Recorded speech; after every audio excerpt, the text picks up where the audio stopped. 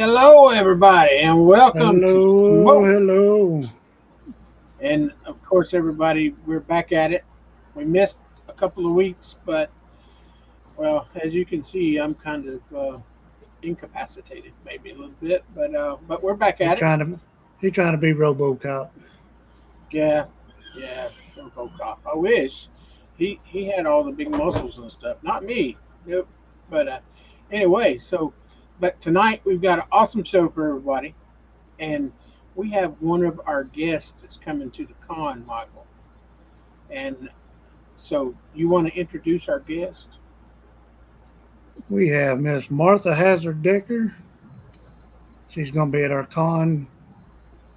I think it's 79 more days. Matter of fact, 70.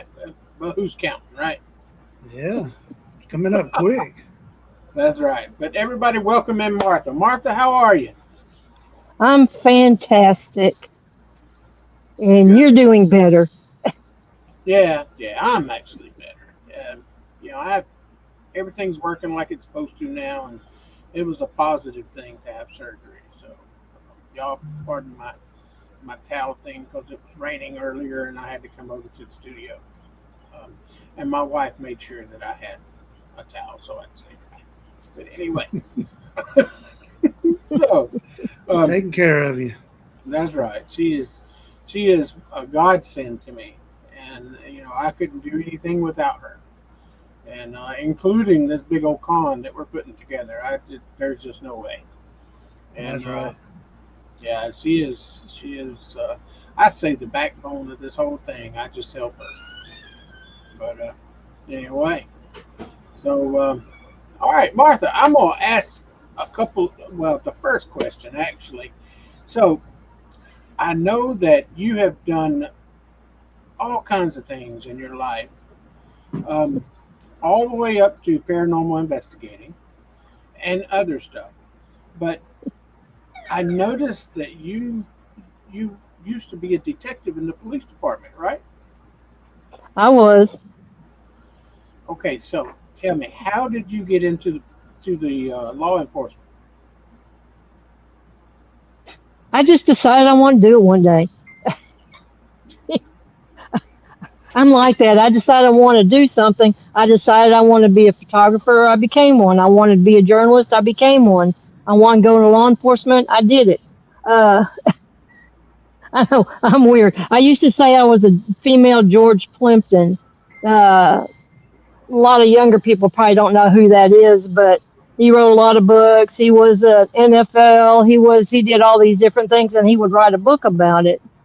But law enforcement, I kind of looked at it when I was a teenager, but actually that in the 70s, early 70s, late 60s, they were pigs. And then I became one, and it became pride, integrity, and grit, not, not the other. Right. But I know, I got to a certain age. I was a scuba diver. I had been on our volunteer fire department, and I was head of the dive team. I was doing journalism. I was doing all these different kind of things. So I had all these different abilities, and I thought, what can I do where I can maybe use all of these at the same time? And law enforcement is something because I was doing a lot of I was riding with all different police departments. I was doing the ride when I was in the Dallas area. I used to go to fire stations for lunch every day, and they used to try to get me to be a firefighter. And I would have probably, well, I think I would have been the first one in that one city. And when I came out here and did the law enforcement and did the volunteer firefighting, I was the only female, and I was the only female officer in that county in law enforcement. And then, I went back. I did all my journalism stuff. I, received. I spent a year working on one specific event, and then I won an Associated Press first place award for specialty reporting or investigative reporting for that article that I did. And then I went back in. I did law enforcement initially as a reserve in Texas. A reserve, the only difference between a reserve and a regular officer is it's non paid, so you volunteer. I've always kind of volunteered within my community, and I chose, I was doing that as a firefighter, and I chose to do that in law enforcement. But then I decided to make that my full time career, and and I went that direction. That's That's how I cool. got into it. Wow. So, but you were also part of the SWAT team? Yeah, Hmm. I Nice. I Jack of was all way back then. I look jack of at all some of that. trades. Was watching something, one of the shows the other day, and I go, talk to my husband Ken. I go, dang, I used to do all that. But yeah, I was on the SWAT team. Wow. It's That's a So, crazy lot. now, but yep, yep. so I were also, you? Go ahead. Go ahead. I had actually specialized in crimes against children. I have over 20 years of that, and then also on the back then they were calling the Patriot, but it's domestic terrorism. That was my specialty too. Wow. You were also a negotiator for those Yep, types of Yeah, situations. But yep, so, I was. she's so, done it so all. just one day you woke up and said, "I want to do all this," and then you went out and accomplished that, and that's amazing to me. Now, I was a firefighter.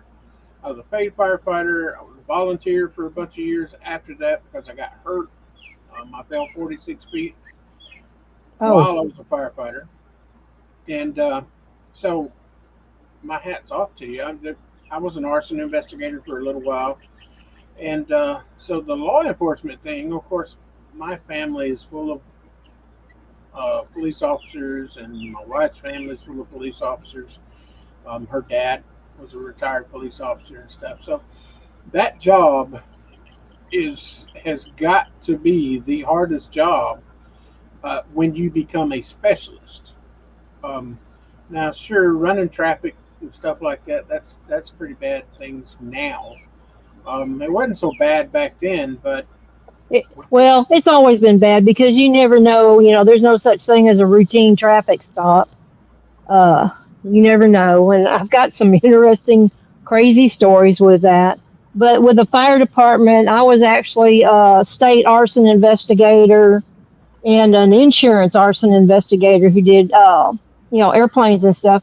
They were, besides classes I took, they were working on getting me trained as an arson investigator. So I applied all that with the police department too.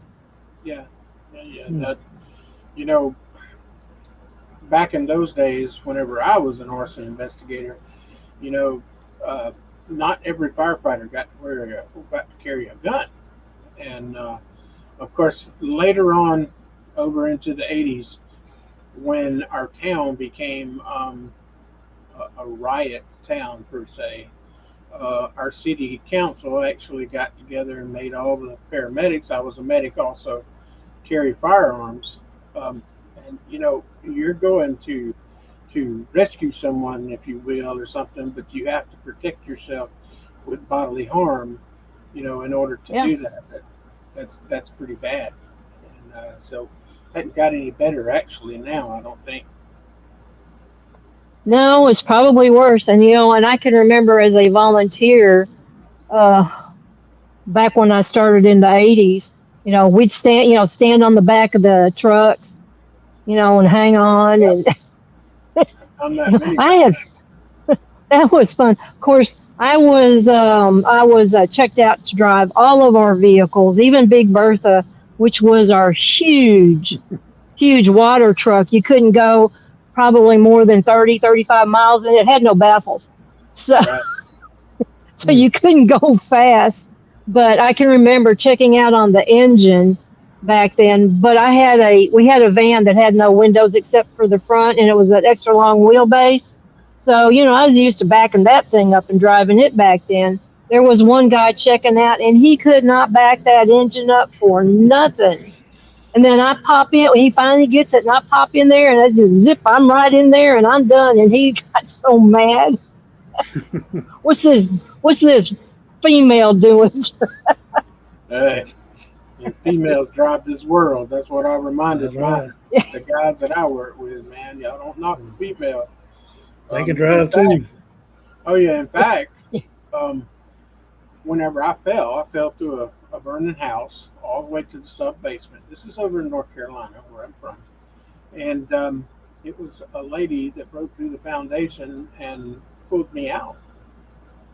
It was one of our first lady firefighters, and she wasn't a very big lady or anything. She was just kind of petite, but and she jumped in there and she seen that the job needed to be done. And of course, at that time, I had two broken legs, and I Oh never man. I never once said, "Don't pull me out" or anything because I'm hurting. She reached in there and snatched me out bigger than daylight. I mean, so that was that was the prettiest woman I'd ever seen in my life at that point. Well, I mean, adrenaline does a lot of stuff. Oh yeah, Uh, yeah, we had one guy in one department around here when I was in law enforcement when I got in, and I got in full time. I think it was around '93 is when I went full time, and he's like, women are okay. They can help with the kids or the typical stuff like that. He says, and he was a big guy, and he's like, how you gonna pull me out? If something happens and you got to pull me, and I go, don't worry about it. You'll get pulled out, no problem. I have no doubt Mhm. that because I know what adrenaline does. oh yeah, it does. And Yeah, you because know, most of those other guys, if they didn't have adrenaline, couldn't pull him out either. So he right, was he was heavy, but he was also paranoid, so he had to have a gun. The one on his hip, probably one or two on each leg, and one on each arm, Wow. three or four in his car. okay, well protected. Yeah, Well protected. right, right. But yeah, that's amazing. And Sound like a bad so, neighborhood. yeah, right. Hey, it's just East Texas. East Texas is its own animal. Hmm. So, what? Give us an account to where you you were actually when you responded to an event, whether it be a terrorism event or whatever the case may be, that you yourself had doubts about if you wanted to do this. Was there anything like that? Okay, so I had a bunch of training, and I had communicated with a lot of people in, well, probably every federal agency, and then a lot of state agencies, and I did as much training because I'm rural. So I did as much as I could to be aware of the terrorist type stuff because this is East Texas, and we have a number of extremist groups out here. And like there's one family, I had stopped and arrested four different people in that family. I don't know who's driving down the road. It's dark out here. We don't. There's no street lights. There's no. You just got the little 2-lane highway. That's it. You don't know till you pull them over who's who and what. But probably one of them was I stopped what I call an old hoopty, and so yeah, uh, Yeah. and because I had been trained, and I had been training other officers on all this the domestic stuff and on the fake international driving permits, and so I knew what was required to have one. It's got to be issued in your country. You have to have a valid license, driver's license. You can't get one anywhere else but in your country. So I stopped this old hoopty, and there were two guys in there, and I had a feeling from the minute I stopped it that there was something. And this is where some of my empath and discernment that I have, came into play a lot in my law enforcement. But I go up there, and the guys are from Israel. They can speak, not fluent, but pretty good English. and he hands me his international driving permit. So the next thing I do is, of course, ask for his real driver's license, and that kind of took him back there. But I got it. But when you're doing you're asking them like where you going, what are you doing, all this sort of stuff. They're in this old beat up car, and they say that it belongs to a doctor that they're friends with. And I'm on a lake out here. Well, I'm not on the lake. I'm in the county, but there's like the second biggest lake in Texas is where I am in that area. And so they were said they were going to his lake house in his car. Very suspicious. Very, very, very suspicious. And I knew something told me this is where I played the old goofy East Texas cop. I had no backup. There was no backup. It was about 15 minutes away at that time. Oh, wow. So I couldn't do a lot, and I obviously couldn't hold them for that long. Because I knew if I pushed more, I probably would have wound up dead. I just had the feeling that they were terrorists and that they probably had, machine guns or something. Wow.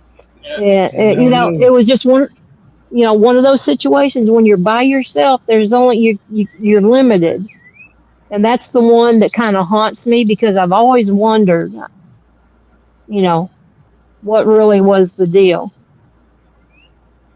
What were they doing?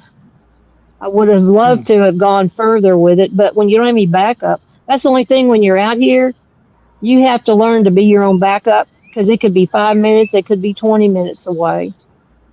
Dallas Right. officers, there's some of them that came out and they couldn't stay with the department because they're used to, having 20 other officers there in, like 3 minutes.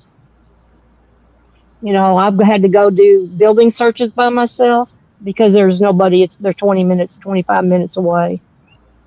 You just kind of learn to suck it up. Except that when I get the hair on the back of my neck, if it if I get that, I will wait for backup and I will not go forward Wow.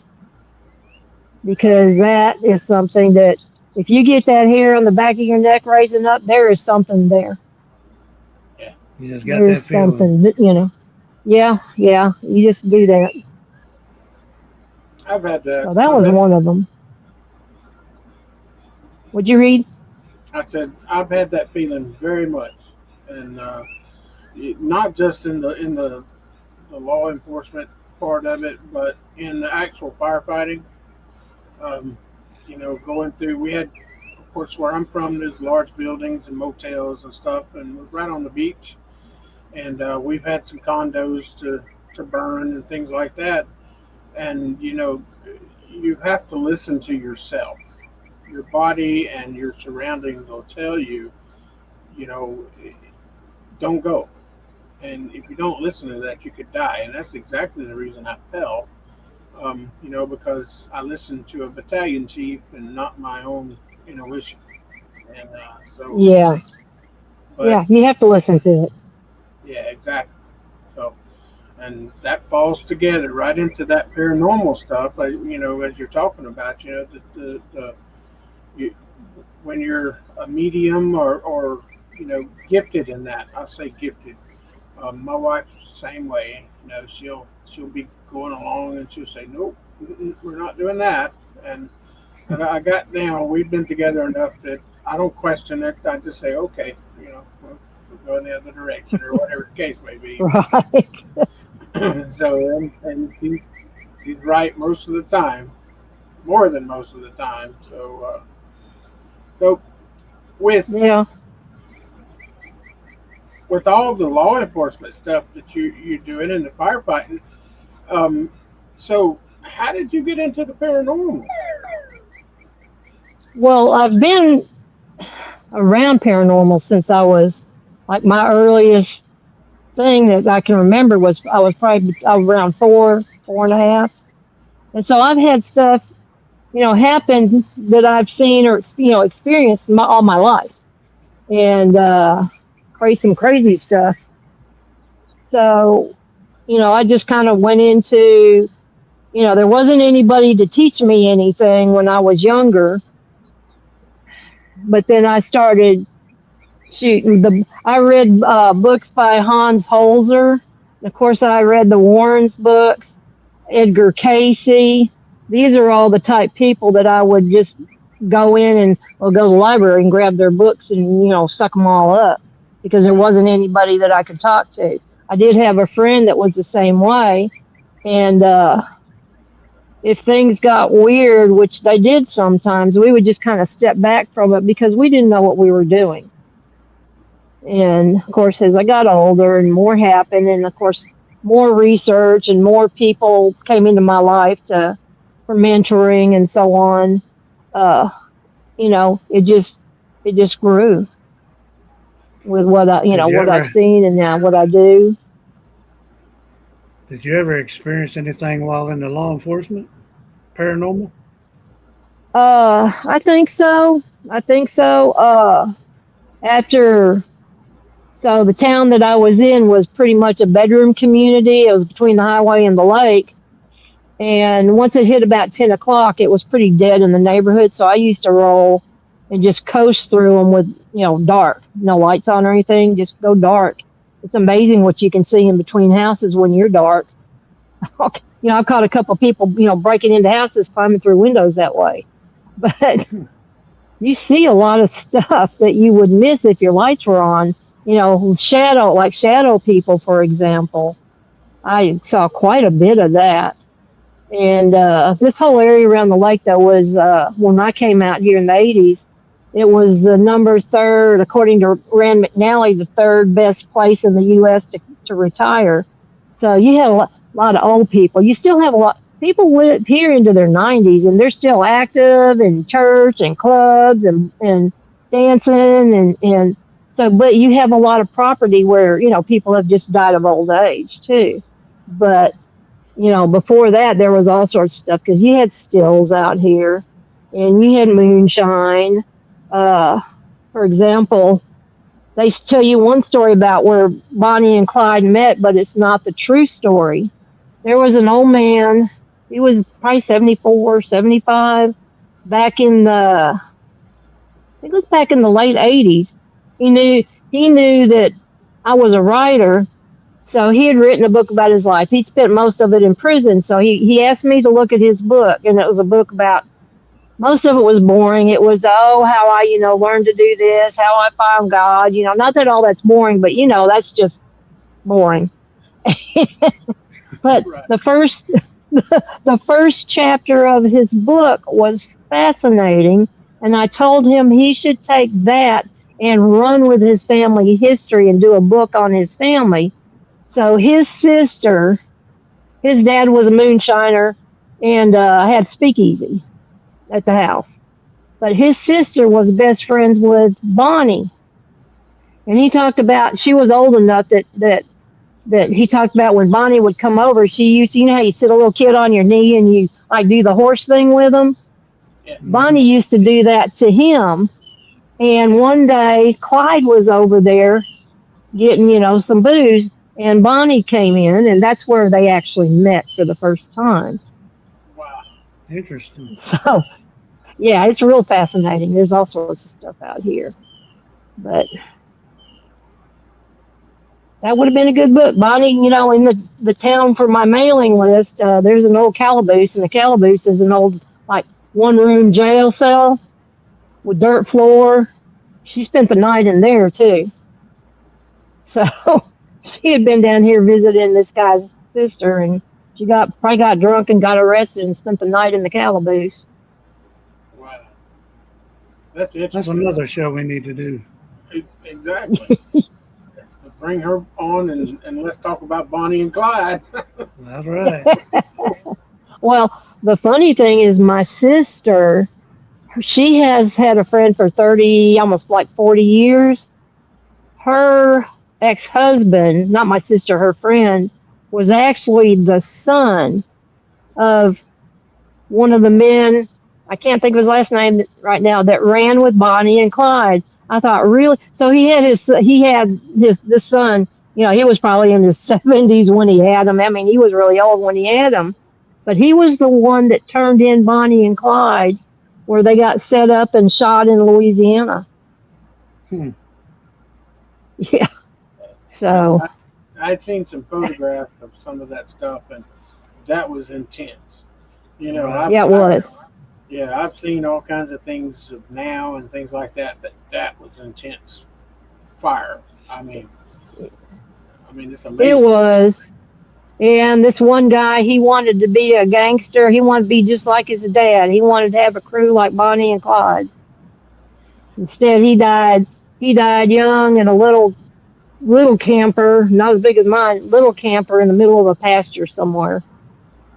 Wow, So, yeah, that's terrible. yeah, it was. It's sad, but he had coins. He had coins that he got from his dad or and from Clyde from the poker games they used to play. Man, I bet that'd be like worth bukudo now, wouldn't it? Right. Yeah, I yeah, know, I know. Especially if you yeah, got a bunch of them. yeah, yeah. So, all right. So you were a journalist also, and that Right, seems to have been a phase that you moved in. Of course, you've written some books as well. Um, right. tell us a little bit about some of your books that you've written and what stemmed you in that way. Okay, so well, I have one now that's called Paranormal Profiling 2. Do not buy the one before that because that company publisher is out of business. They owe us money and I cannot get it taken down. So I have it right now in Kindle. I had it up as a paperback, but I didn't like the paperback version. The Kindle version's fine on the ebook. That's just fine. So I pulled it down and started redoing, and I'm adding a little bit to that. So that'll be up sometime in June. I'll have that back up. I don't have a lot that I need to do, but I just needed to fix some of the stuff that didn't format properly. And I thought while I'm at it, I might as well add a couple more things. Absolutely. Um, Yeah. And then I have Haunted Hill House Where Spirit Speaks. And that book was the first in the series. I don't know when the rest of them will come out in the series, but that's about Haunted Hill House in Mineral Wells, Texas, which is west of Fort Worth, which is one of the most haunted locations in this Yeah. country. Yeah, I I mean, it just is watched a real. video on it. Just watched It a is video on it. real. Yeah. And some of the videos, if they talk history, they don't always get the history right. In fact, right now, they're not even letting most YouTube people record there because so many of them either fake or they don't get the. Because she used to do a history tour. She doesn't do it anymore. Uh, but there's so much history, but a lot of that history is in the book. And because there's been a lot of stuff. The house, the easiest way to describe it is like peeling back layers of an onion. There's just so much stuff with that house. I have been scratched, bitten, have had about 45 minutes of missing time. I hear, audible stuff all the time. Of course, there's the residual. I have probably slept in the house alone overnight more than anybody has. And there's been I some bet, I bet that crazy was stuff intense. there. Yeah, it's been very intense. So when Nick Groff was there, he was doing his was it Night Walker, Night Stalker, Night Walker. I think it was Night Walker show. yeah. And he was going to do a part two, and he never did the part two. But I was up there, and we were standing in the living room, and the door to what's called the scratch room, because it's the room people used to get scratched in all the time. Now they can be anywhere and get scratched.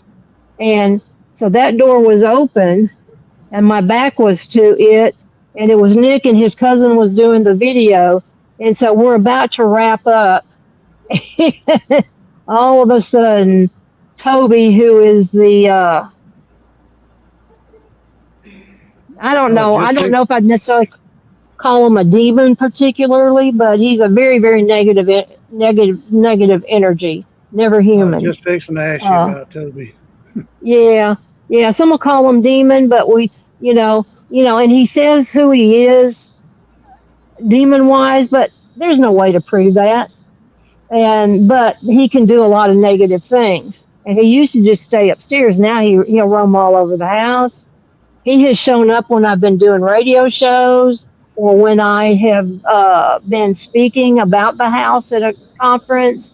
Uh, he'll show up, and I usually know when he's there. But he will do Is some that intense stuff. But he did. So we're about to wrap up, and he did his hiss. He'll say get out, and he'll do different things, but he almost sounds like, but very loud, like one of those deodorizing atomizers like they'll have in commercial buildings. yeah? Yeah. That sound it makes. He said it sounds like that, but it's much louder, and it's just that's the way he sounds. And when he talks, he has that same kind of raspy sound if he tells you to get out or says other things. But it was funny because he did that so loud. I look at Nick and his eyes just bug out. He looks at his cousin, looks at me, and I just go, that was Toby. No big deal. I've heard that he I'm likes to follow people home after they've not investigated their not normally. normally. Not normally. Yeah. No, he doesn't follow people home normally.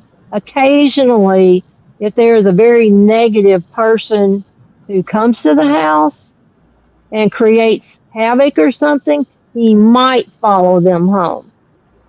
But he doesn't follow people home in general.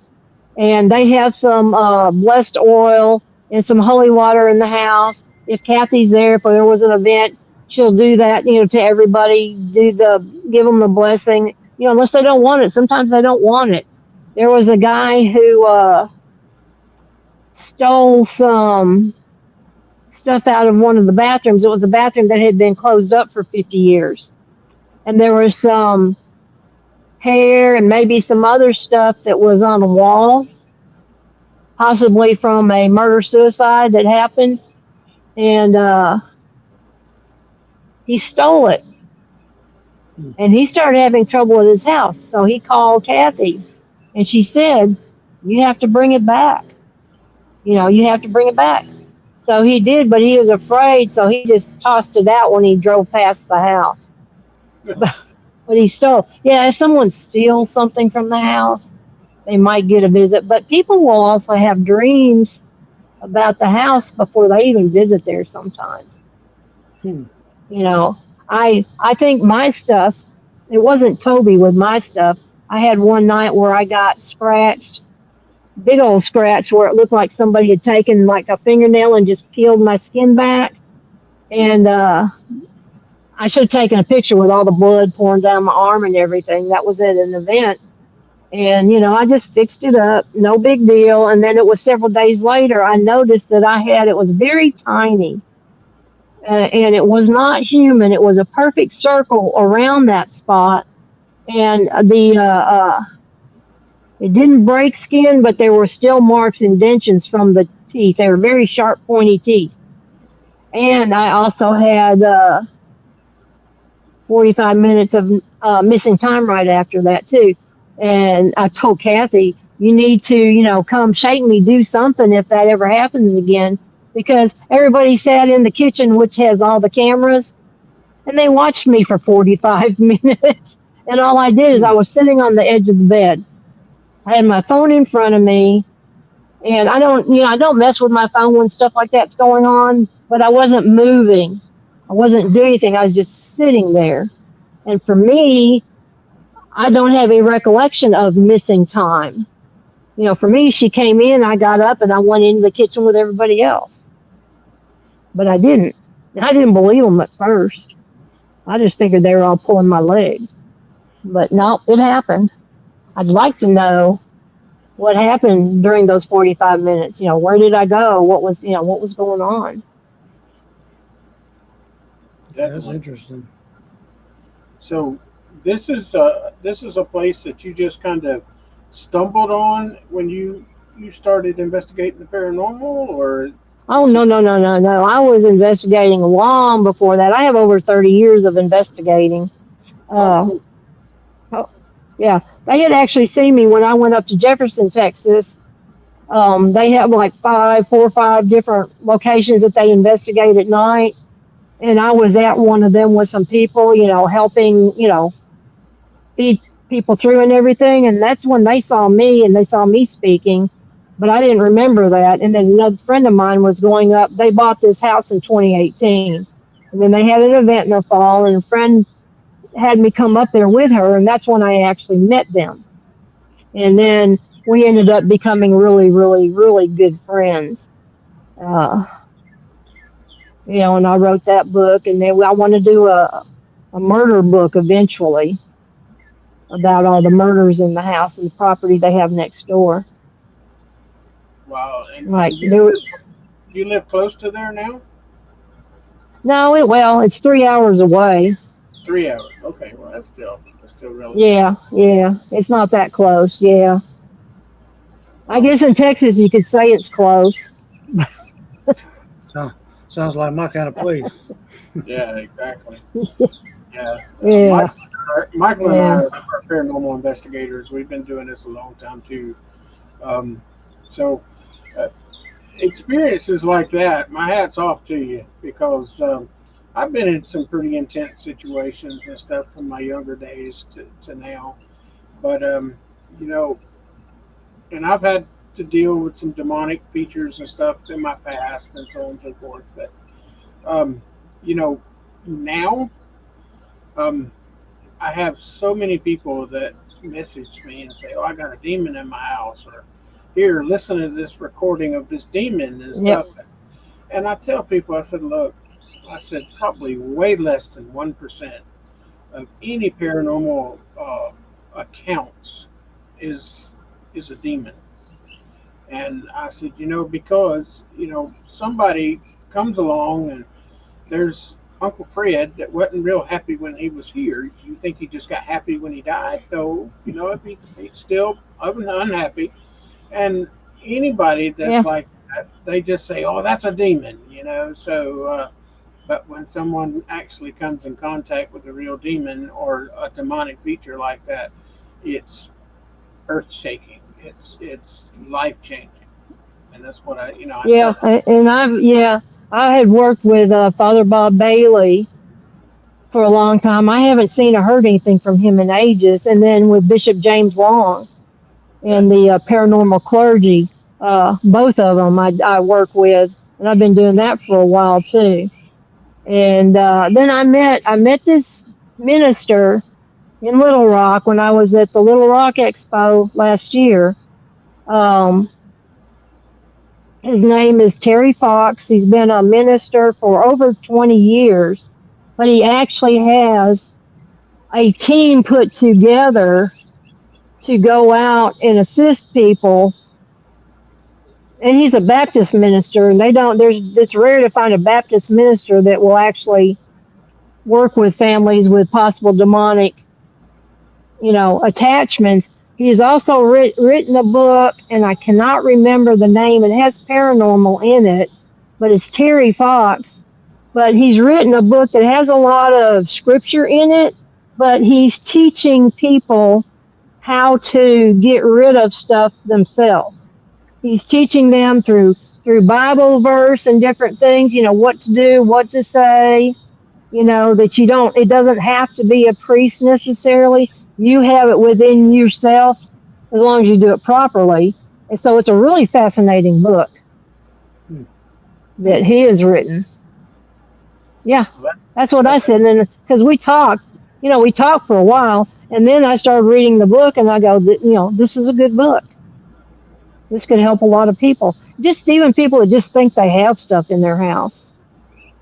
One of the questions I ask where they definitely think it's a demon or something like that is, I ask them if they watch any paranormal shows, and I have found the ones that say they watch all of them. It's like all of them all the time. That's the first place they go with. It's paranormal and it's a demon. yeah, Yeah. absolutely. You know, and the same thing with a hoarding house. People who are hoarders create negative energy within that house anyway. Yep. And So cleaning up the house and getting rid of the hoarding, which is hard for them to do, just that alone. Definitely. Yeah, that's earth shaking to them for sure.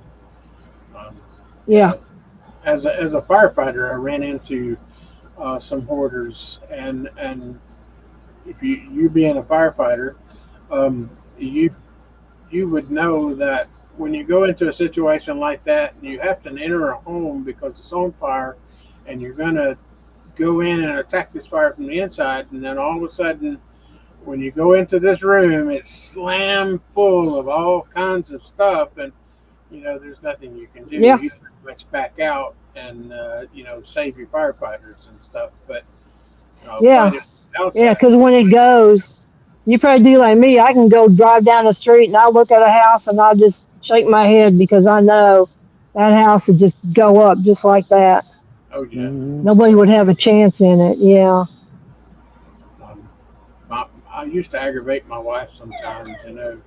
Um, I mean, we live in Alabama now.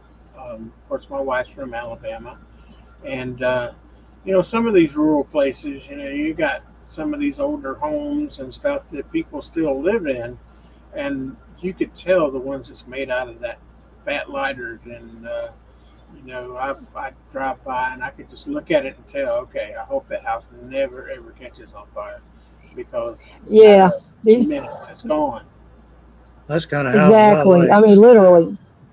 Just minute. Oh, you like going into houses like that?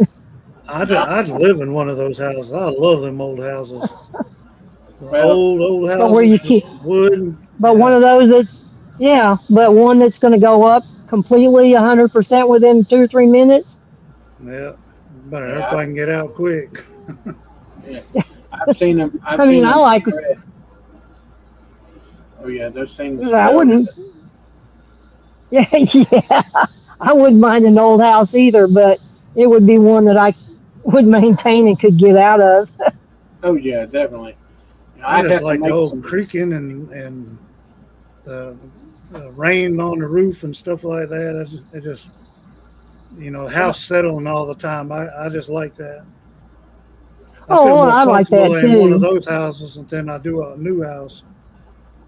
Well, Yeah. I tell you, I went out to Chaco Canyon several years ago, and we stayed at Outlier Cabins. He has two cabins, and now he has, and it was like State Park or something. You could go walk around the corner, and there'd be a flush toilet and a hot shower.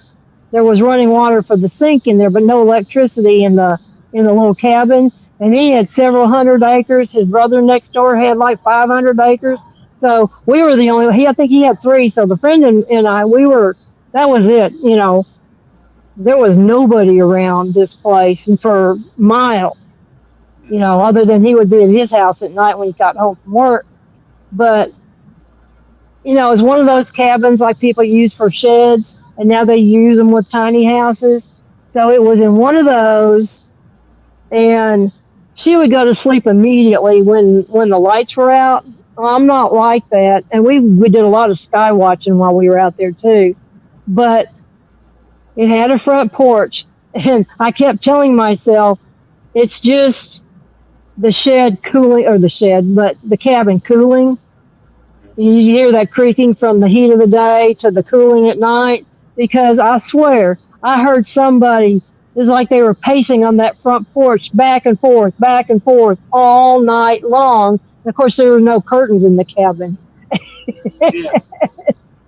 And it's like I was there by myself because she was out. It's so very unsettling, though. We did that for Wow. about 4 nights. Yeah. So that's cool. That's interesting stuff. And but all right. So, well, Martha, we have you set up to come to our event, and we're really excited for you to come, and we want to meet you so much. It's the Deep South Bear Comic Con. This is our fifth year, and we have moved this to another town. It's Enterprise, Alabama, which is larger than the town we had it in, and we done really well in that town as well. But we've had so many people ask us to move, and hey, why don't you come to our town? So we moved to a different civic center and stuff. So we're kind of bringing in new guests and people that are kind of our type of people, and you are definitely our type of people. So you know, of course, you're friends with Keith Age, and Oh yeah. yeah, I spoke to Keith a day or so ago, and he was talking all to me about my surgery and stuff like that. Keith is my buddy, and Yeah. yeah, he was there last year, and Yep. um, we hit it off. And he'll text me every so often. He'll just say something out of the blue, and send me a text, and I'll know exactly where he's coming from.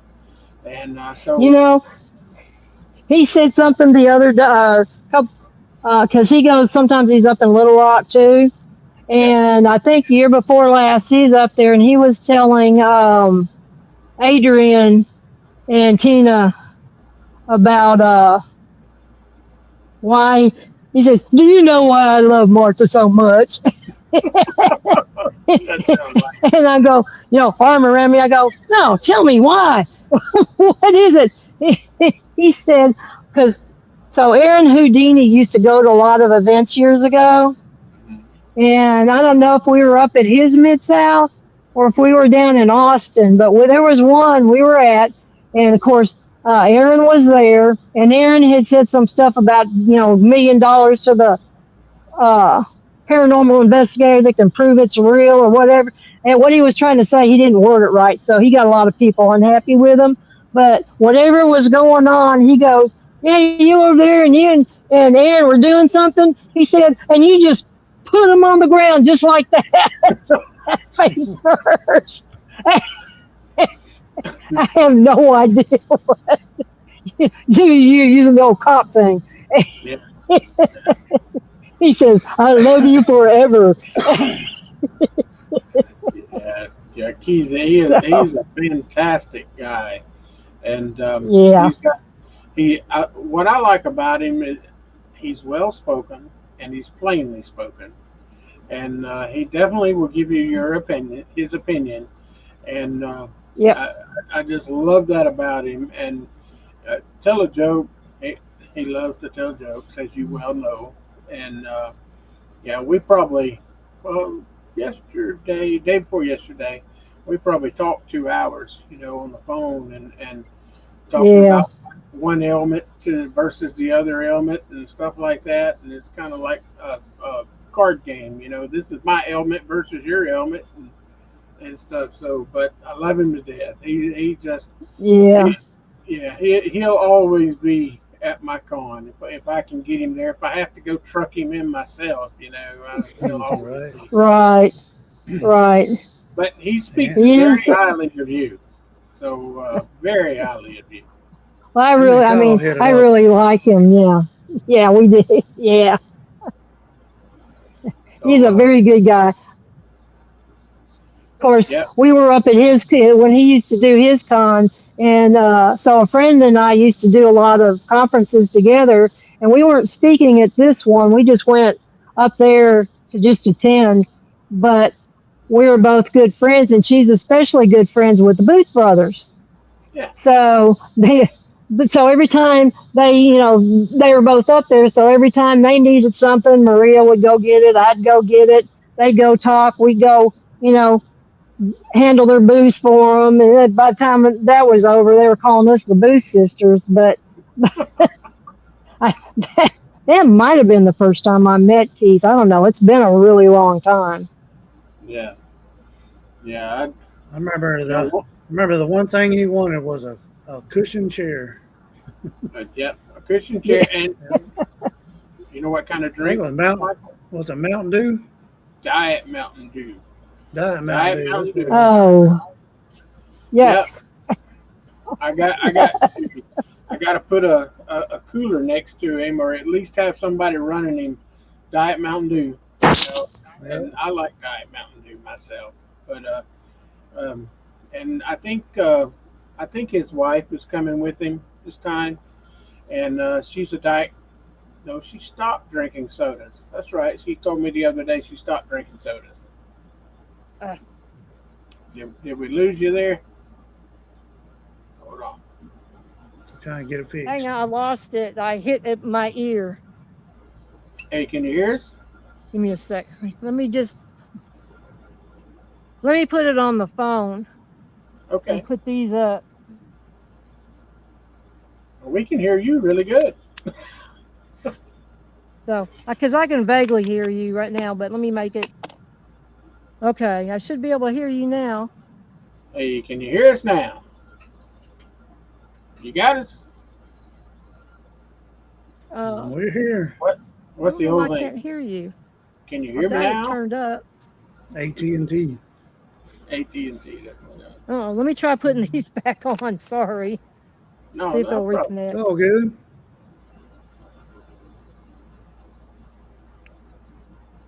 We've had malfunctions Okay, there ourselves. we go. You can hear us okay now? Okay, there we go. Yeah. Good, good. Awesome. So, but this year's con, um, we have, can you hear us okay? I don't know if I.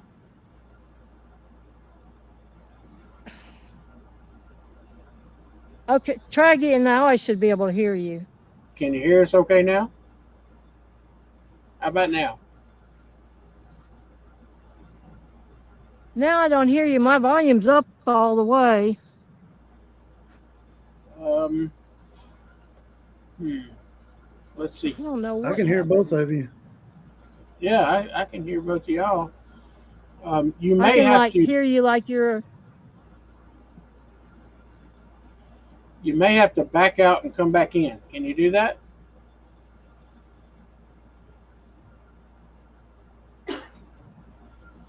Kind of froze up. Let me That go. should Maybe go out and get back in. Yeah, yeah. Go out and yeah, come try back in. that.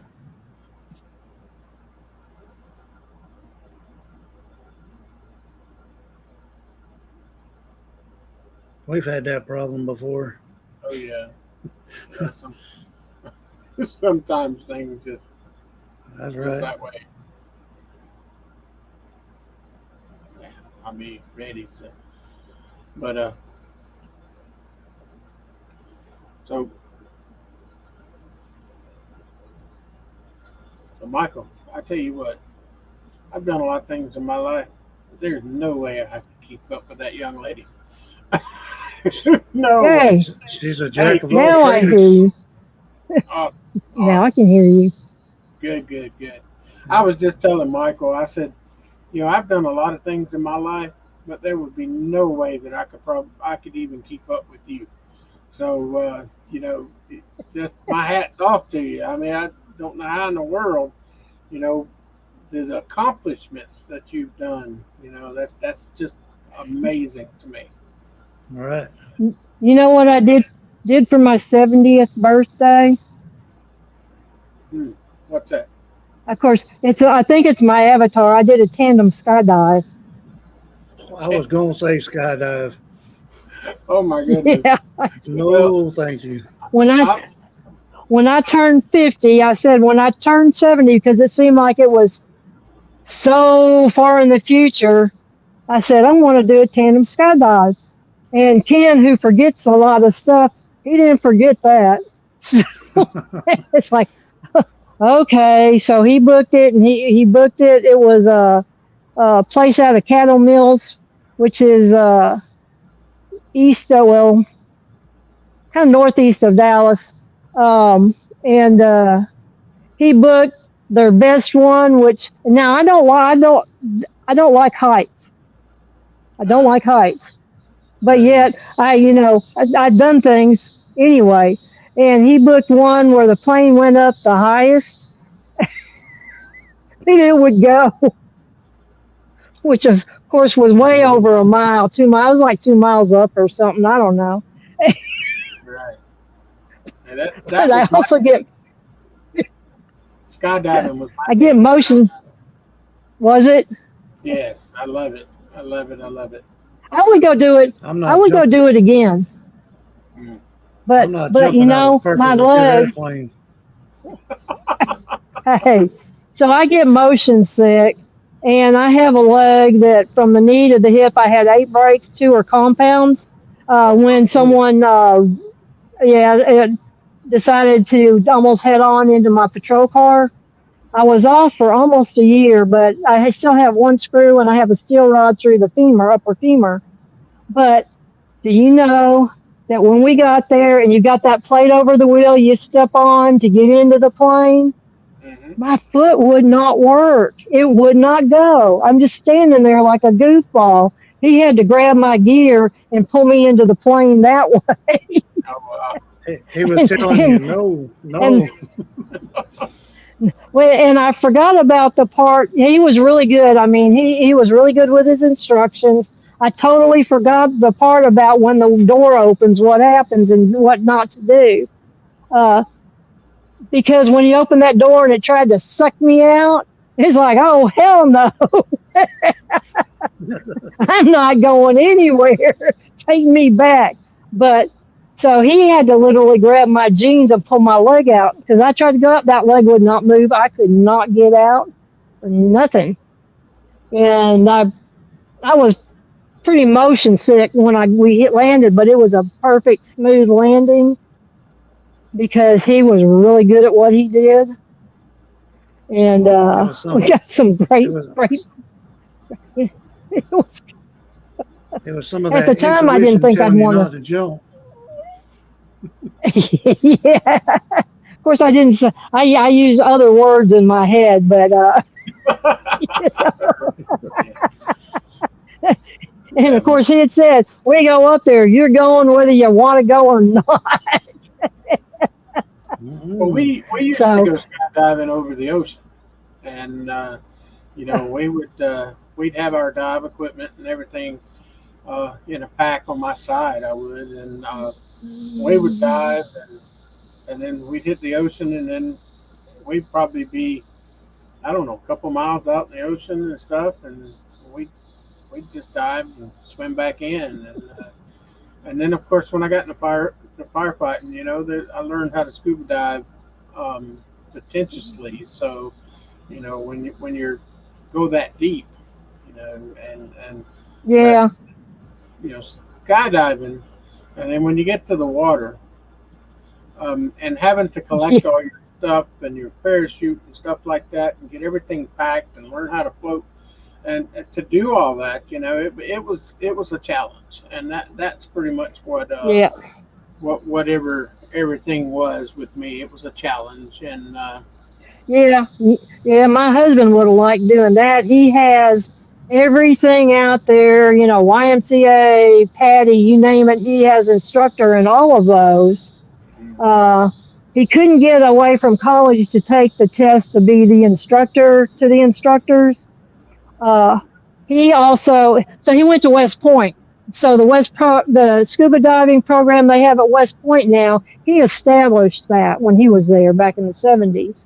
oh wow, And so he spent a summer at Annapolis diving, then he went down to the Gulf Coast and did commercial salvage yeah, one summer.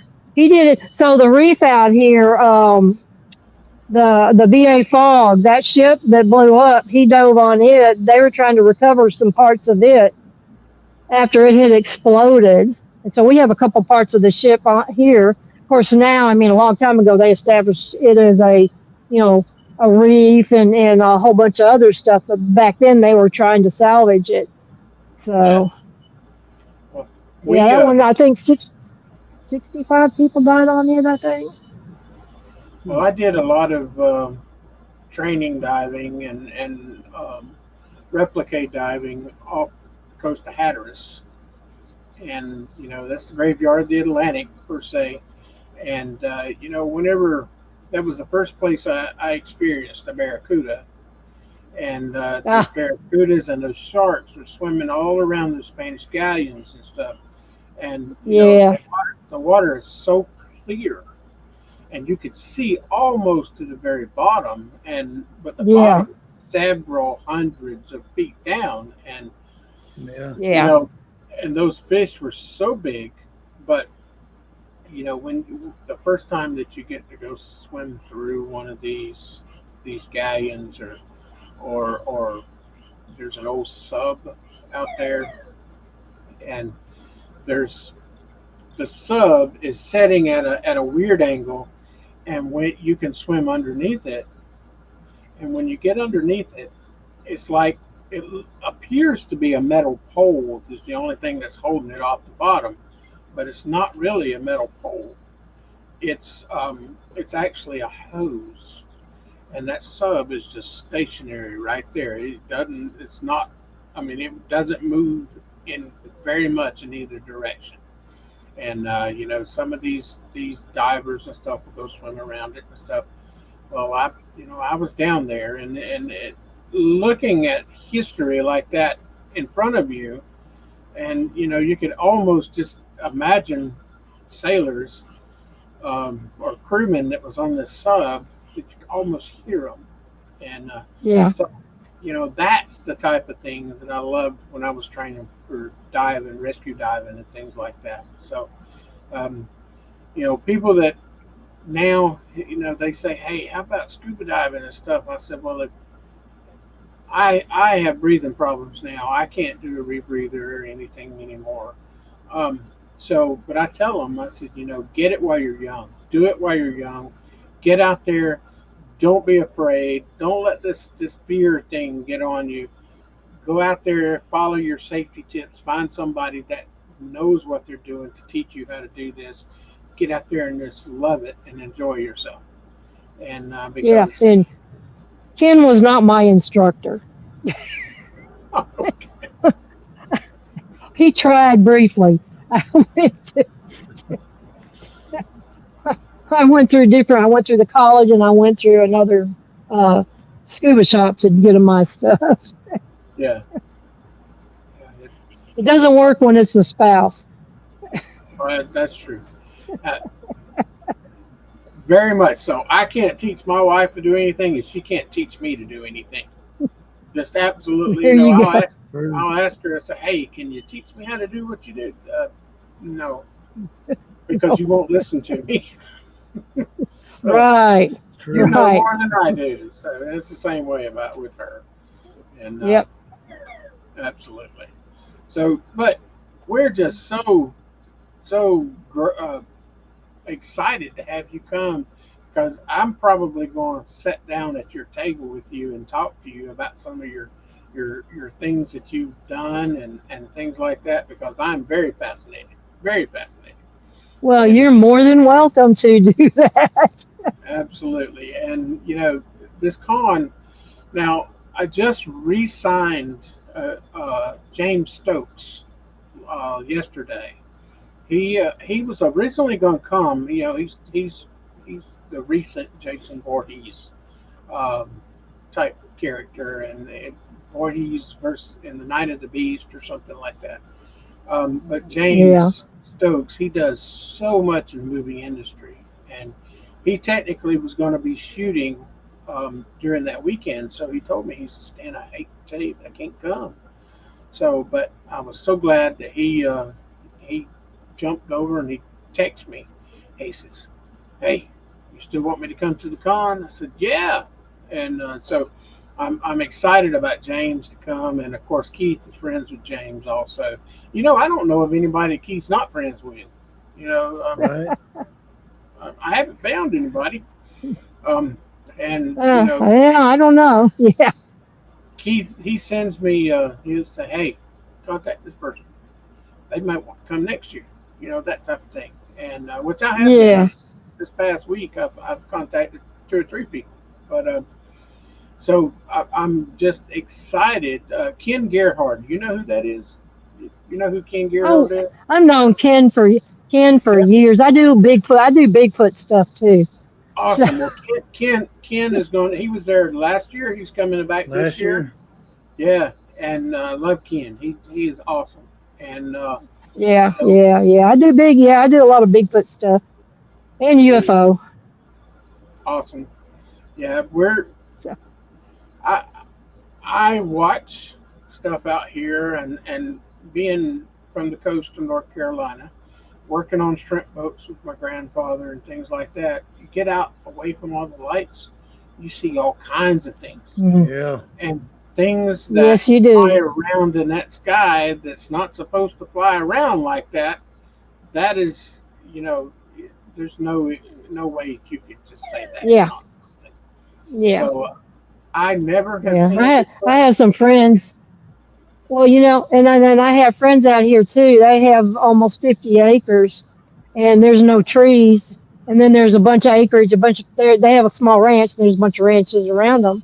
So we do sky watching events several times a year out there. Wow. Um, It's you know, interesting. um, off the coast of North Carolina, there used to be this group that went out on a big boat, and that was their whole thing. They were documenting things, and this was, I don't know exactly how long MUFON's been together, but 50 years. yeah, okay, well, Yeah, which I'm kind of part of that MUFON thing because I'm learning, yeah, but yeah. these were professors from UNC, NC State, where I went, um, and they were documenting these lights, and of course, back then, and I think they still have it. They had this thing called the Seneca guns, um, and it makes noise, and people can't figure out what it is. And my wife experienced that when we moved to North Carolina. Um, but all these professors would go out on this boat 2 or 3 times a year, and they would take 35 millimeter shots of all this stuff, and as the years went on, new equipment emerged and things like that, and some of the museums and stuff around Chapel Hill, they have some of these photographs that they took off the coast, and there's crafts shaped like cigars. Um, there's crafts that shaped like diamonds, and things like that. Mhm. So I'm Yeah, really yeah. interested in that, and It is. Well, because I'm in MUFON. I've been with them for a few years, but I'm a field investigator with them as well. oh, So cool. I yeah, just I just do the research. Um, but and I hope to move out into the field. Now that I've completely retired, um, I was a butcher for 32 years, and now that I'm out of that, um, my wife says I can do things now.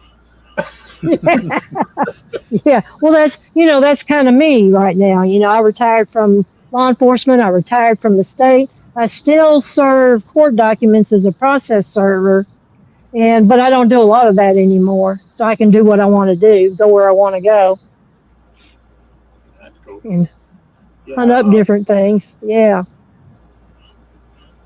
But so the UFO thing is on the top of one of the tops of the list that I've got, and I want to go. I have a local guy that's also going to be at the con. His name is Jatin Patel. We call him the Redneck Raja. Okay, you, when you see him, you'll understand exactly why I call him that. And he has wiregrass location, animal location and relocation. Yeah. Um, and he deals with a lot of snakes. In fact, the Learning Channel, or one of the channels, is trying to get him to go down South Florida and catch pythons and stuff. All those invasive snakes and stuff. But he keeps Yeah. telling me, "I'm gonna take you with me." No, you're not. You know, I don't No. mind snakes. I don't mind snakes, but I'm just not going to the Everglades where there's poisonous snakes. You know, um, they get under my feet. I can't see them. That type of thing. I'm clumsy as it is, but and of course my wife's not going to go nowhere near it. She No. she'll be walking through the yard and say, "Look at it. That's a stick. Yeah, stick." She said, "That looks like a snake." So I call them stick snakes. Right. But There you so go. I got used to snakes being in law enforcement. You'd have these big old burly tough guys. Oh, it's a snake. yeah, And I'd have to go get the snake out of their house or their garage. And or a squirrel even. It's like, oh my God. You Yeah, people, I've had to you go. need me. We went on a call one time where the lady's cat was missing, and her neighbor had like a whole bunch of snakes and lizards and stuff like that. And one of the snakes got in her house and got her cat, and Oh man. then we had to go. He was like in a closet, and as soon as I opened up the closet, the thing jumped at me, and of course I closed the closet. And battalion chief was behind me. He says, "Was that what I thought that was?" I said, "Yeah." And I said, "I think it ate the cat." And he says, "No." So we went outside, got a traction bar, and come in, and I opened up the door, and this big old pile of snake in the closet, and you could see where the rabbit or the cat was in the thing, and so we had to fish him out, and he was pissed off. Pardon my expression, but he was really pissed off. Yeah. And, the thing was about 10 foot long, and Good I Lord. grabbed I grabbed its head and started pulling it down the hall. And my battalion chief says, "I never signed up for snakes." I said, "Well, at least you've got the tail, and the thing is all Yeah. bouncing Yeah. about."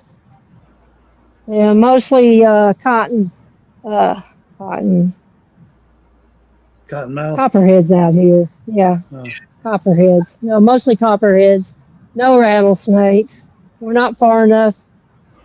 We're still east enough that there's not really any around here. Mm. We have a lot of copperheads here. In fact, I relocated a few the other week before my surgery, and we had a lot of yellowtails, baby copperheads, and Yeah. you know, we have ducks and chickens and rabbits and things like that we have now. Muscovy ducks, they'll eat yellowtails like it's spaghetti. They'll slurp them up, So my wife says, "Yeah, Yeah. we're going to have a lot of ducks," and we do. We have a lot of ducks, and so, but yeah, I mean, it's a life thing, and something new every day, and so Yeah. absolutely. So, but this con is coming, and I can't hardly wait for it. But it's we have some paranormal teams coming. We have the Fox Paranormal coming. That's Michael and Destiny Fox. Michael's actually from my hometown, or right around my hometown. Um, he is a special guy. He's a buddy of mine, family basically. I think you'll like him. Um, and you know, of course, we talked about Jatine, and you'll see why we call him the Redneck Raja. Richard and Colleen Johnson. They're from Florida over there. They Pensacola. Yeah, they're beautiful people. They do a lot of rim pod stuff, and so they're coming as well. They're going to be right, along there with you. Of course, we talked about King Gerhard. He's going to come in, and of course, they have a kind of a reunion there. You know who Letriana Terry Brown is? Oh yeah, I know her. Lee, real. Yeah, I know her. Yeah. Well, Besides she's being on her show, yeah, I've known her for a bunch of years. Yeah, so Lee's coming. Matt, Gwen, Blaine Rohan, he's going to be there. Blaine, he's a buddy of mine. Um, Debbie Hawk Hutchison. She actually does a show on my network, Web Radio Network. It's called Spooky Things. And in fact, she asked me the other night about seeing if you wanted to be on her show as well. I told her I'd Sure, ask you. sure. And Yeah, sure, no problem. Well, and then I'm bringing well, I've got my team, East Texas Paranormal, but I'm also part of DFW Paranormal Investigations, and so my partner with DFW Paranormal is making the ride with me, so that I'm not driving all the that's way there and back by myself. And we'll probably take a couple of days, coming and going to do some other stuff. that's awesome. Mhm. You Yeah. know who? You know who Jeremy Leonard is, right? Yeah, Yeah, he's going to I be sure there do. with the Cajun demonologist. So and we have these are our buddies that's been there from day one. In fact, he's watching the show. Ben Bracken. He is one of Alabama Ghostbusters, and you you're just gonna eat him up whenever he'll come up Yeah, and I introduce I'm looking himself. forward. Yeah, yeah, I'm looking forward to meeting some people I don't know because I know a lot of them, but I don't know. I don't know everybody. Right. Well, there's going to be a lot of people there that are kind of new in on the scene and things. So, um, that's why I tell these younger guys. I said, look, if you come to the con and you talk to the experienced ones there, and you can learn from these people. And I Yeah. said, it's just a That's yep. fantastic thing. That's what I tell them too. Yeah. I tell them I've talked to some of the teams and their philosophy. Well, they don't pay to go to conferences. They don't buy books. They watch YouTube, uh, but and they'll watch like those Ghost Adventures or something, learn how to do it. But they say that when they get a phone call, they just whatever the person says is going on. They like they're going there to have fun, but they're going there to prove that it's true what they say. Where I try to tell them you can't do that. You have to go with an open mind Right. Yeah. and investigate. And sometimes they'll do that and they'll bring somebody who's not really a psychic that'll tell them, oh, it's a demon, you got to move, and oh, we don't handle that and leave. Or stir up everything. I spent a couple of years where I was, every place I was going, somebody like that had gone, and then they never hear from them again when the team leaves. Right. Uh, where people were all freaked out and scared and because of things that they had been told. And it's like, no, Well, it's not unfortunately, like that. people now, and I say more than 50% of the so-called investigators and things like that are out there now for monetization, Yeah. clicks, likes. Look at Yep. me, I'm the big ghost hunter type thing, and they're not really in it for the science, for the No, data, things like they're that. not. Not I don't know definitely not what. to help people. It's like I don't know what's going on with my web pages because I have EastTexasParanormal.com, but for some reason, and I keep forgetting to check, all my websites are down. But I've had that for a number of years, and if you were to go to it, if it was up, you will not see one investigation on it. Right. I'll tell you, what to do, how to handle things, and different educational type stuff. But I don't. I haven't had the time to put stuff on YouTube or on my website because that's not my priority. Is to Right. put it out there. Exactly. Well, Yeah. we started our team, Web Paranormal Group, to which Michael's part of, to help people. And we were there to listen whenever other people didn't. And Hmm. and of course, we had some elderly people contact us and stuff, and those people, you can't just call the sheriff's department and say a chair just slid across my kitchen floor. Yeah. Right. Because Exactly. so they're not going to come in there with the idea that if you know we're going to find out what it is. But we're there Yeah. to listen, and it may be just something totally within that person, but we go in and we fix that, and then we always leave them with a positive word, and we are there until they want us to. You don't have to check on me anymore, type of thing. Yeah. Well, that's what I do. We do follow up. We may check. It's 6 months. We might check it a year, but we do follow up. And it's like the aftercare is important. We're not Right. just there to go have a good time and just leave them all in the dark and wonder what is going on. That's Yeah. true. I've found doing this so many years that sometimes clients can be real ugly. if you go into a situation and me as the lead investigator, I give them my idea of what's going on. I show you if we have any evidence or whatever. I'm going to show you this is what we have. This is my idea of what it is. And sometimes that client says, "No, we got a ghost." If you don't think that Yep. if it's some sort of elemental issue or a house is unlevel or something like that, it makes them mad whenever you tell them that you don't have a spirit. And Yeah. and these people that call us to come out, and we go out and to do the interview, and then the first thing they say is, "So what paranormal TV show are we going to be on?" Well, Yeah. you're not going to be on one with me. I mean, because I'm not on one. Um, we what was it, Michael? 6 months or so ago, we were on Beacon TV Yeah.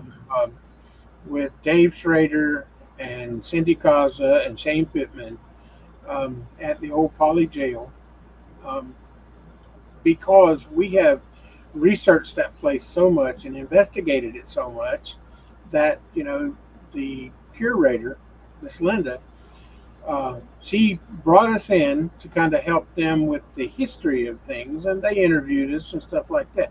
That's the closest we have ever come to being on a paranormal TV show, and we were Well, just I was on Portals to Hell a bunch of years ago, and with Jack with the stuff from Haunted Hill House. yeah. But then again, like that was a super, active place, and it was the first time they didn't weren't recording it, but it was actually the first place that Jack said he'd ever been touched. Oh, Freaked him really? out. Mm. Wow. Yeah, freaked him out. He still when he did his I guess interview with Rolling Stone, and then everything since then. If they ask him about what place scares you the most, he will say Haunted Hill House Yeah. in Mineral Wells. Yeah, he wanted to get his dad there, but he never did. Yeah. Yeah, that was a loss right there for sure. Um, Yeah. but well, everybody, I'm gonna put up something here real quick so everybody can have a chance to, if they want to go over and buy tickets. Um, it's the Deep South Fair Comic Con. It's August 8th and 9th at the Enterprise Civic Center. So you know, it's going to be a great event, and we can't push it enough. We want everybody to come out and meet you guys, and come get your autographs and buy some books and things like that, and just get some of your experience. That's the main thing. Get some of your experience. That's worth more than anything. And Yeah, I'm there to help answer any questions from people. well, that's good because there's going to be some.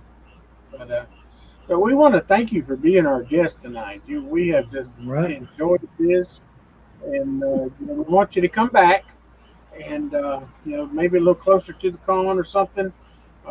Maybe I have you and Keith on together, and we can really talk some sense. But Yeah.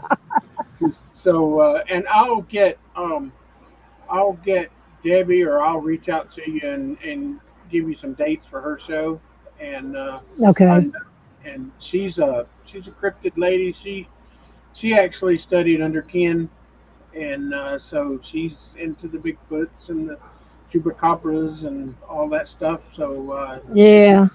y'all hit it off for sure. But Yeah, I'm sure. absolutely. So, is there And anything you want to tell anybody out there where to find you? Where they can buy your books and that type of thing? they can go to Amazon and buy my book for sure. They can get the one on Kindle, and the one that'll be paperback will be out in about a month. Just go look up paranormal. Just put paranormal profiling in, and that'll bring up on Amazon all my books. Okay. So Yeah. you can get whether it's that one. That one is about how to interview people, and look for signs of deception and what to look for, whether it's going to be paranormal, cryptid, or UFO. And then if they want a good haunted house, There's Haunted Hill House. There's that book.